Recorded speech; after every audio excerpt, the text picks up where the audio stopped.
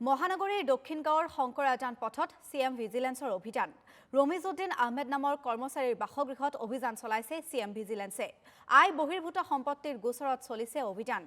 SCERT কেলেংকাৰীৰ তদন্তত ফাদিল চাঞ্চল্যকৰ তথ্য আই বহিৰ্ভূতভাৱে সম্পত্তি থকাৰ অভিযোগ পুৱাৰে পৰা চিএম ভিজিলেন্সে অভিযান চলাইছে ৰমিজউদ্দিন আহমেদৰ বাসগৃহত এছচিইআৰটিৰ নিম্নবৰ্গৰ সহায়ক আছিল ৰমিজউদ্দিন আমি জনাইছো এদৰে এতিয়া এই বিষয়াগৰাকীৰ বাসগৃহত অভিযান চলাইছে চিএম ভিজিলেন্সৰ এটা দলে আই বহিৰ্ভূতভাৱে সম্পত্তি থকাৰ অভিযোগ উত্থাপন হৈছিল আৰু তাৰ পাছতেই পুৱাৰে পৰা চিএম ভিজিলেন্সে অভিযান আৰম্ভ কৰিছে এছচিইআৰটিৰ নিম্নবৰ্গৰ সহায়ক আছিল ৰমিজউদ্দিন আমি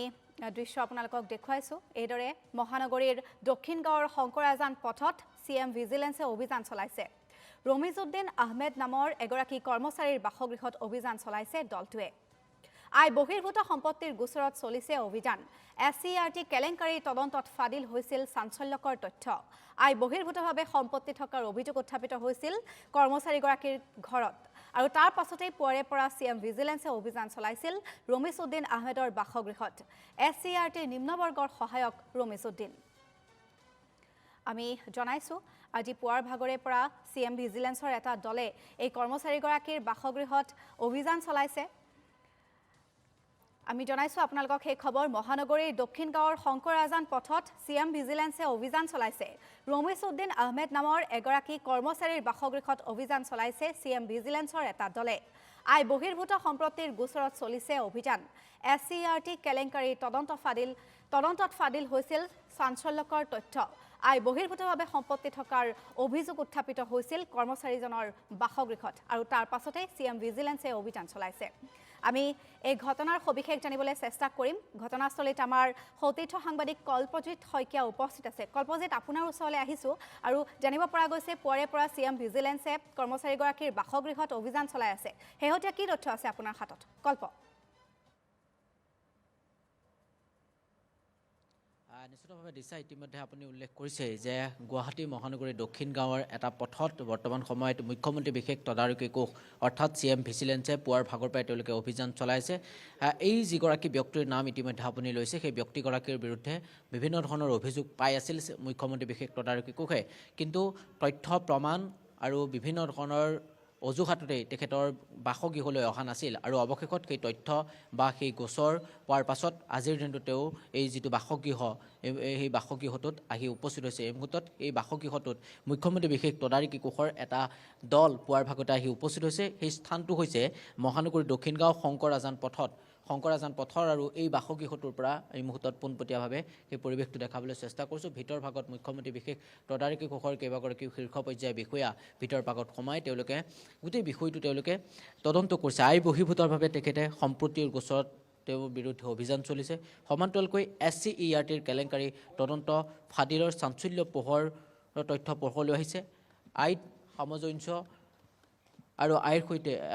তেওঁৰ যিমান আছিল আইতকৈ তেখেতৰ যি সম্পত্তি সেই সম্পত্তি অগাধ আৰু সেই যাৰ পৰিপ্ৰেক্ষিতত চিএম ভিজিলেন্সে গোটেই বিষয়টোক চিএম ভিজিলেন্সক কোনো লোকে হয়তো অৱগত কৰাইছিল যাৰ পৰিপ্ৰেক্ষিতত আজিৰ দিনটোত মুখ্যমন্ত্ৰী বিশেষ তদাৰকী কোষৰ এটা দল আহি ইয়াত আহি উপস্থিত হৈছে আৰু তাৰ পাছতেই গোটেই তেওঁৰ বিৰুদ্ধে থকা যিসমূহ গোচৰ বা তেওঁৰ বিৰুদ্ধে থকা যিসমূহ অভিযোগ সেই অভিযোগৰ ভিত্তিতে ইয়াত অভিযান চলাবৰ বাবে আহিছে মুখ্যমন্ত্ৰী বিশেষ তদাৰকী কোষে বিভিন্ন সময়ত এনেসমূহ কাৰ্য বা এনেসমূহ তেওঁলোকে অভিযান বিভিন্ন সময়ত বিভিন্ন ব্যক্তিৰ ক্ষেত্ৰত লোৱা দেখা পোৱা যায় আৰু যিগৰাকী ব্যক্তিয়ে নিজৰ সম্পত্তিতকৈ তেখেতৰ বিভিন্ন স্থানত অসমৰ আমাৰ হাতত যিমান দূৰ তথ্য আছে অসমৰ বিভিন্ন স্থানত তেখেতৰ মাটি সম্পত্তি আছে হয়তো ক'ত আছে সেই কথা হয়তো কিছু সময় পাছতেই গম পোৱা যাব ভিতৰ ভাগত এই মুহূৰ্তত সংবাদ মাধ্যমত সোমাবলৈ দিয়া হোৱা নাই বা সংবাদ মাধ্যমক সততে সোমাবলৈ নিদিয়ে হয়তো কিছু সময় পাছতেই তেখেতৰ বিৰুদ্ধে থকা যিসমূহ গোচৰ বা তেখেতৰ যিসমূহ সম্পত্তি যিসমূহ তালিকা সেই তালিকাসমূহ আমি কিছু সময় পাছতেই ক'বলৈ চেষ্টা কৰিম বা এই মুহূৰ্তত ভিতৰ ভাগত মই কৈছোঁৱেই যে কেইবাগৰাকীও শীৰ্ষ পৰ্যায়ৰ বিষয়া মুখ্যমন্ত্ৰী বিশেষ তদাৰকী কোষৰ কেইবাগৰাকীও বিষয়াই এই মুহূৰ্তত এইদৰেই ভিতৰ ভাগত তেওঁক জেৰা চলাইছে হয়তো এই মুহূৰ্তত ভিতৰ ভাগত কোন আছে সেই কথা গম পোৱা নাই হয়তো তেখেতৰ পৰিয়ালবৰ্গৰ লগতে অন্য কোনো লোকো থাকিব হয়তো এই যিগৰাকী ব্যক্তি এই ব্যক্তিগৰাকীৰ বিৰুদ্ধে অকল গুৱাহাটীতেই সম্পত্তি আছে নে অসমৰ আন স্থানত সেইসমূহ সম্পত্তি আছে তেখেতৰ বিৰুদ্ধে থকা যিসমূহ অভিযোগ সেই অভিযোগ কিমান দূৰ সত্য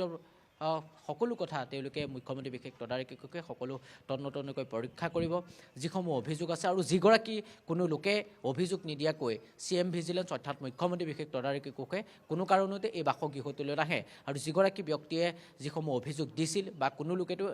বা মুখ্যমন্ত্ৰী বিশেষ তদাৰকী কক্ষক অৱগত কৰাব লাগিব যে তেখেতৰ আয়তকৈ তেখেতৰ সম্পত্তি যথেষ্ট বেছি আৰু এই মুহূৰ্তত ইয়াত অভিযান চলি আছে নাজানো এইবিলাক কোন হয় এইটো আপুনি ভাড়াত নাজানো এই মুহূৰ্তত তেওঁলোকে ক'ব বিচৰা নাই যে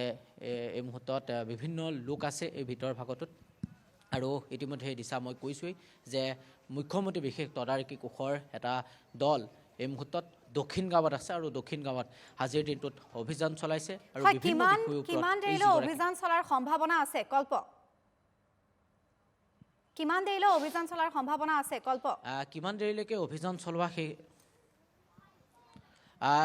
যদি চাই আপুনি তেনেহ'লে এই মুহূৰ্তত ক'ব পৰা নাই যে কিমান সময়লৈকে তেওঁলোকে অভিযান চলাব তেওঁলোকৰ অভিযানটো দীঘলীয়া হ'ব বুলি এই মুহূৰ্তত এটা ভিতৰৰ পৰা এটা সূত্ৰই ইতিমধ্যে অৱগত কৰিছে যে কেইবাটাও তেখেতৰ বিৰুদ্ধে অভিযোগ আছে তেখেতৰ বিৰুদ্ধে যিসমূহ অভিযোগ সেই অভিযোগসমূহ প্ৰকৃততে কিমান সত্য সকলো কথা দিছা তন্নতন্নকৈ তেওঁলোকে জানিব লাগিব তেওঁলোকে হয়তো ইয়ালৈ অহা যিটো দল সেই দলটোৱে তেওঁলোকৰ যিসকল তেওঁলোকৰ উচ্চপদস্থ বিষয় সেই বিষয়াসকলক অৱগত কৰাব লাগিব তেওঁৰ বিৰুদ্ধে যিসমূহ অভিযোগ দিছে সেই অভিযোগসমূহ কিমান সত্য বা তেখেতৰ বিৰুদ্ধে থকা তেখেতৰ আয়তকৈ তেখেতৰ যি সম্পত্তি সেই সম্পত্তিৰ তালিকা কিমান বা অসমৰ কোন কোন স্থানত তেখেতৰ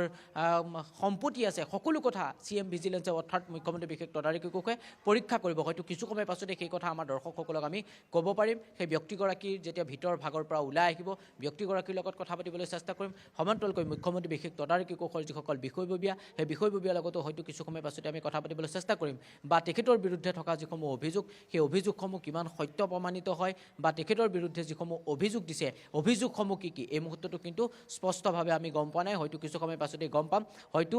তেখেতৰ বিৰুদ্ধে যিসমূহ অভিযোগ হয়তো এনেধৰণৰ অভিযোগ থাকিব পাৰে বুলি সকলোৱে সন্দেহ কৰিছে হয়তো অসমৰ বাহিৰত বা অসমৰ বিভিন্ন স্থানত তেখেতৰ বিৰুদ্ধে মাতি থাকিব তেখেতে হয়তো ধনৰ যি অবাধ লেনদেন বা তেখেতৰ যি দৰমহা সেই দৰমহাতকৈ হয়তো চাগে তেখেতৰ সম্পত্তি অত্যাধিক যাৰ পৰিপ্ৰেক্ষিতত মুখ্যমন্ত্ৰী বিশেষ তদাৰকী কক্ষক কোনো লোকে অৱগত কৰাইছিল যাৰ বাবে আজিৰ দিনটোত মুখ্যমন্ত্ৰী বিশেষ তদাৰকী কক্ষৰ 3খনকৈ বাহন এই মুহূৰ্তত আহি এই বাসগৃহটোত আহি উপস্থিত হৈছে এই 3খনকৈ বাহনত কেইবাগৰাকীও মুখ্যমন্ত্ৰী বিশেষ তদাৰকী কক্ষৰ কেইবাগৰাকীও শীৰ্ষ পৰ্যায়ৰ লোক আহি উপস্থিত হৈছে আৰু তেওঁলোকে গোটেই বিষয়টো তন্নতন্নকৈ গোটেইটো বুজ লৈছে তেখেতৰ বিৰুদ্ধে থকা যিসমূহ অভিযোগ বা তেখেতৰ যিসমূহ ডকুমেণ্টছ অৰ্থাৎ তেখেতৰ সকলো কাগজ পত্ৰ তেওঁলোকে পৰীক্ষা কৰিছে ভিতৰ ভাগত বিভিন্ন লোক আছে ভিতৰ ভাগৰ যিসকল লোক সেই লোকসকলে এই মুহূৰ্ততো কিন্তু দিছা মন্তব্য কৰা নাই হয়তো কিছু সময় পাছতে আমাৰ দৰ্শকসকলক সেই মন্তব্য শুনাবলৈ চেষ্টা কৰিম আৰু এই যিটো বাসগৃহ এই বাসগৃহটোতেই বৰ্তমান সময়ত মুখ্যমন্ত্ৰীৰ বিশেষ তদাৰকী কোষে বৰ্তমান সময়ত অভিযান চলাই আছে কেইবাটাও বিষয়ক লৈ আজিৰ দিনটোত জেৰা চলাইছে আৰু এই যিটো দুমহলীয়া ঘৰ ওপৰৰ ভাগত আৰু তলৰ ভাগতো আৰক্ষীক ইয়াত ৰখোৱা হৈছে ৰমিজউদ্দিন আহমেদ নামৰ এই যিগৰাকী কৰ্মচাৰী এই কৰ্মচাৰীগৰাকীৰ বিৰুদ্ধে থকা অভিযোগসমূহ কিমান সত্য প্ৰমাণিত হয় বা এইগৰাকী ৰমিজউদ্দিনৰ যিসমূহ আয়তকৈ যি তেওঁ সম্প্ৰতি অত্যাধিক তাৰ ওপৰতো কিন্তু আজিৰ দিনটোত মুখ্যমন্ত্ৰী বিশেষ তদাৰকী কোষে বৰ্তমান সময়ত তেখেতক সোধা পোছা অব্যাহত ৰাখিছে কিছু সময় পাছতে সেই কথা আমি আমাৰ দৰ্শকসকললৈ আমি জনাবলৈ চেষ্টা কৰিম আৰু এই যিটো বাসগৃহ এই বাসগৃহটোত আৰক্ষী মোতায়েন কৰা হৈছে যাতে কোনো লোক ভিতৰ ভাগত সোমাব নোৱাৰে তাৰ ওপৰত গুৰুত্ব দিয়া হৈছে ভগদত্তপুৰ আৰক্ষীৰ এই মুহূৰ্তত আহি উপস্থিত হৈছে আৰু মুখ্যমন্ত্ৰী বিশেষ তদাৰকী কোষৰ কেইবাগৰাকীও বিষয়া এই স্থানত আহি উপস্থিত হৈছে আমাৰ হাতত যিমান দূৰ তথ্য আছে তেখেতৰ বিৰুদ্ধে ধনৰ যি লণ্ডন সেই ধনৰ যি লেনদেন সেই লেনদেনৰ কিন্তু যথেষ্ট খেলি মেলি আছিল তেখেতে যি বৃহৎ কেলেংকাৰী কৰিছে আৰু সেই কেলেংকাৰীৰ